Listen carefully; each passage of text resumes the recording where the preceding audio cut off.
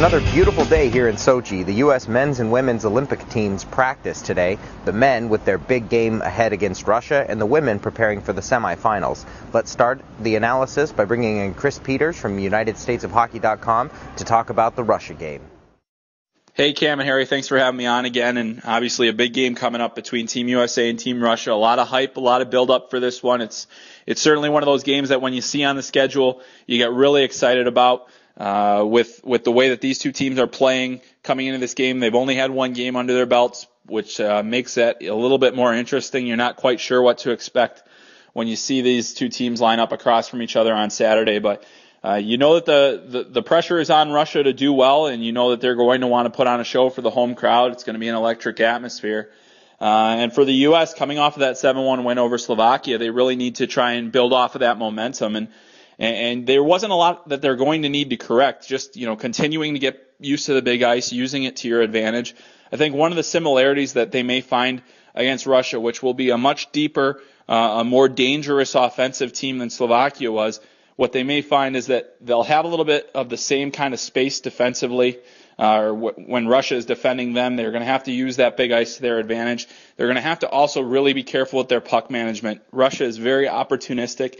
They pounce on every turnover. They make it count when they have opportunities. They have some tremendous shooters on that team. Team USA has to play a complete team defensive game against Russia. They have to be smart with the puck, and they have to do everything they can to just continue to put pucks through. They know that they have the offense to compete. So it's going to be an absolute thrilling game. I can't wait to watch it. I'm sure you guys can't either. And it's just going to be a great day for hockey. So I'll throw it back to you guys in Sochi. Forward T.J OSHIE spoke to the media about what he thinks is up ahead against Russia. We got to keep an eye on them and make sure that we take away their time and their space, and then just roll foreign lines and play our game. We got a lot of guys that can put the puck in the net and a lot of guys that can do a big job on defense. So. Now let's bring in Harry Thompson from USA Hockey Magazine to talk about the big Russia game. Everyone's excited here. What are your thoughts on the game? You know, it's funny. Everybody here is talking about Russia. They're talking about their goaltending. They're talking about their dynamic forwards. Not many people are talking about the United States. Coming off a great 7-1 victory over Slovakia, they're rolling 4 lines. They've got some exciting young defensemen.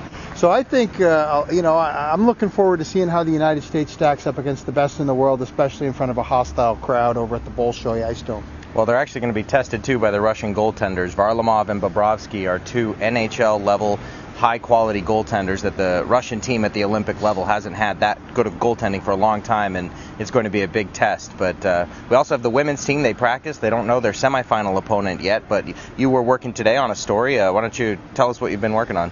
Yeah, it's interesting. The last couple of times that the U.S. and Canada have faced each other in tournaments, whoever wins the first game seems to fall in the second game. In Burlington, Vermont in 2012, the U.S.